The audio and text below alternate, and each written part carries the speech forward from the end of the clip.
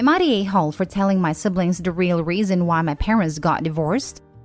I, 22 male, have 3 other siblings, 18 male, 15 male, and 12 female. Our parents are no longer together because of my mom's 42 female infidelity. She was seeing my best friend's dad.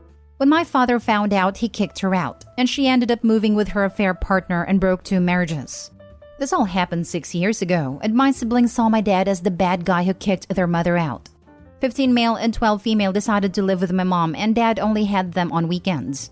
My 18 male brother stayed with us because he was closer to my dad already, but he didn't know what caused our family to fall apart, and also seemed to resent my dad.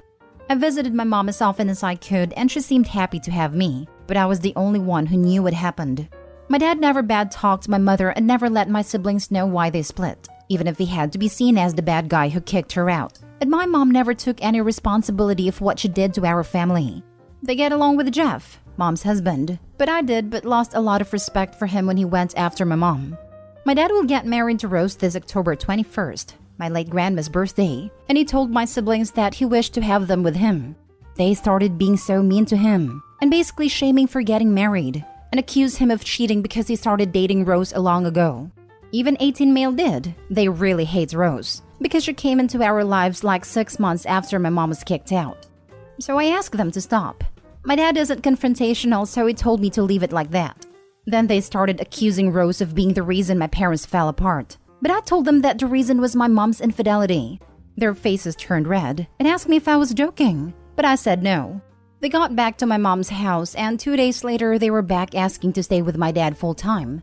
Apparently, they confronted her and her husband about what happened. I called my mom to see if everything is okay, but she didn't answer. I went to her house and she was distant. We didn't talk much about it. Then her husband texted me later to call me the a-hole for telling my siblings about my mom's affair, and they seem to hate her now. I know it's hard for my mom now because she loves us, but my dad shouldn't be seen as the evil person, and she as the great flawless parent. Plus, Rose shouldn't be seen as a home wrecker when my mom is. Am I the a-hole for letting them know? Now for the top comments. Not the a-hole. Your mom and her affair partner have been lying to your siblings for years. They deserve the consequences of 1, their affair, 2, their subsequent lies over years, and 3, nor defending your dad or Rose. If they had wanted to keep the status quo and keep their betrayal and dishonesty a secret, they should have made an effort to welcome Rose and try to discourage your siblings from vilifying Rose and your dad. This is like the most brain-dead easy part of it too. If someone you screwed over is keeping your secret for you, you should make it as easy as possible to help them keep that secret. Having 2/3 of their kids hate them for what you did seems like a no-brainer in terms of the truth will come out.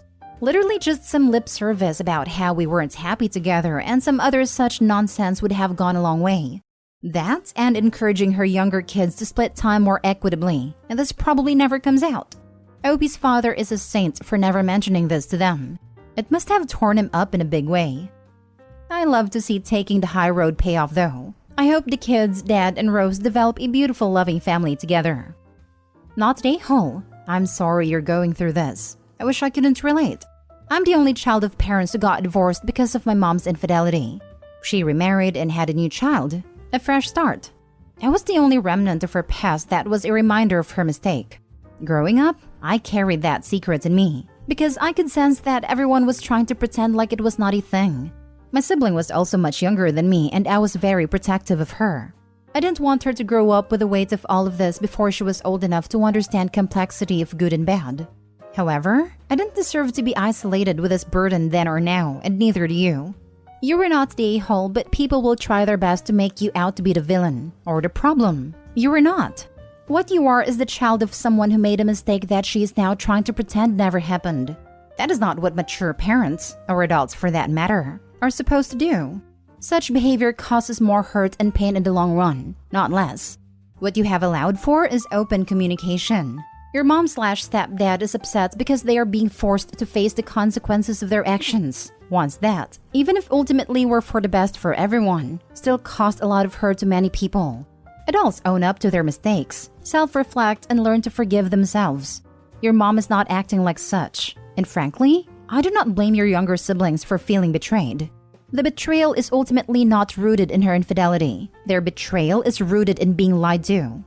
Hopefully your mom will ultimately understand the difference and grow up into being an adult/parent for her kids.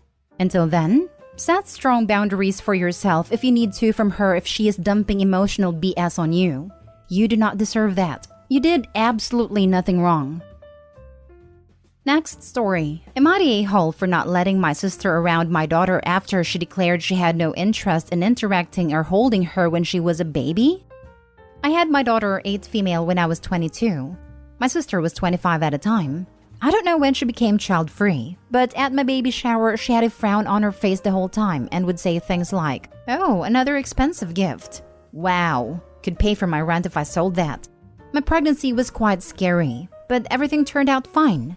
When my family came to the hospital to greet and hold her, my sister refused to even touch her. Her explanation was that she doesn't like small kids, especially babies, and never wants to have them. I was quite sad at this and asked her why she wouldn't want to interact with her own family, just because she doesn't like or want kids. She just shrugged and handed me a congrats card. The rest of the family was horrified and she kind of became an outcast at that point. She was always starting some kind of drama with someone.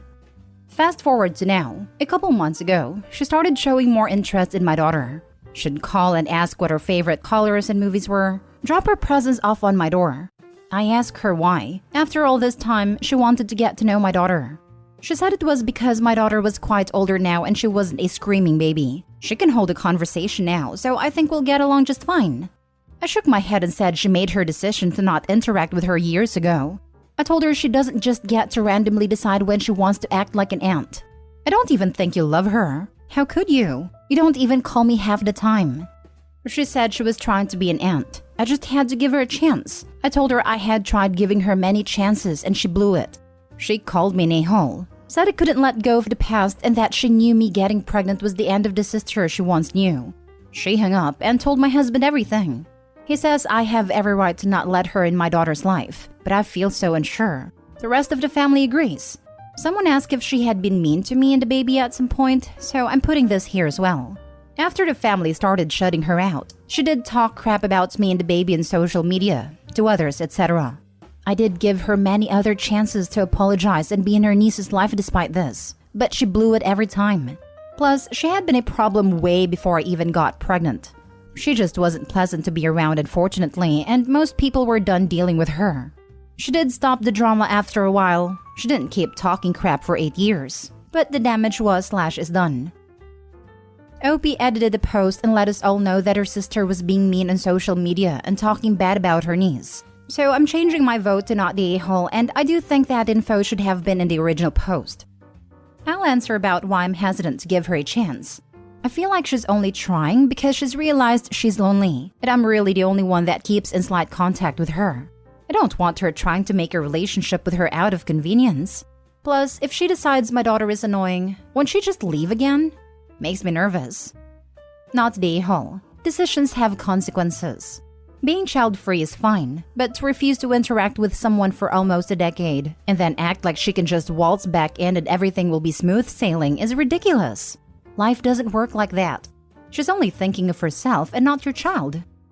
Your child is a stranger to her. They have no bond. She missed out on her entire life and now selfishly wants back in. You don't need to give her a chance if it means protecting your daughter from people that aren't good for her. She said I couldn't let go of the past. Yes, that is exactly right.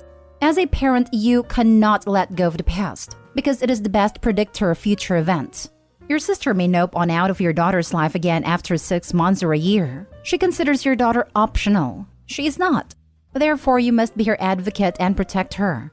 If you want to give your sister a chance, she can see your daughter when she is with you or with your mother or husband or some trusted relative.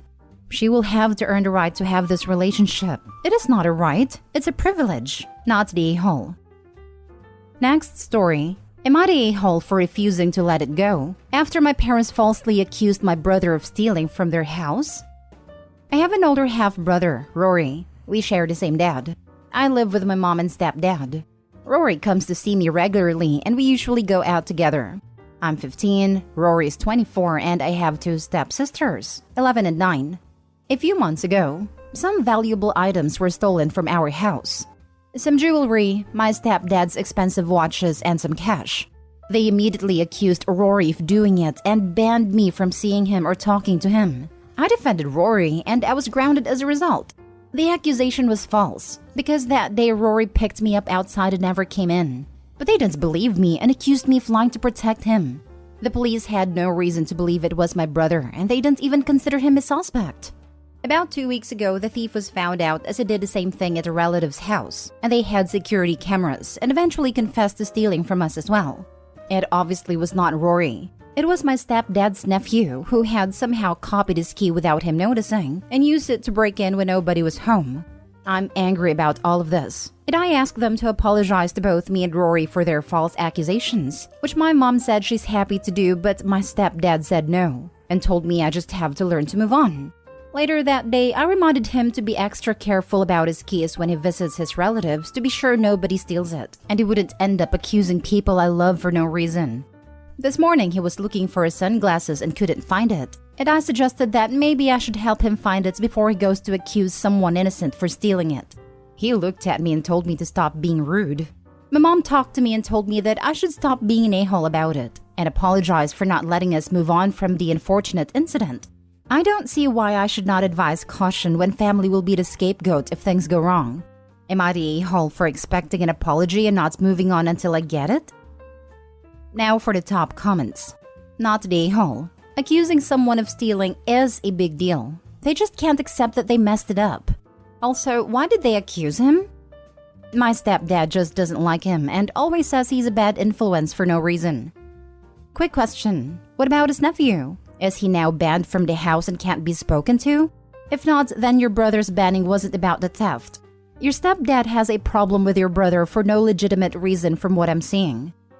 His nephew is also banned now, but he does have a problem with my brother for no reason. His reason is because it's not his son. Not the a-hole. Did you get an apology for being grounded? Did Rory get an apology for being accused? Are you allowed to see Rory again?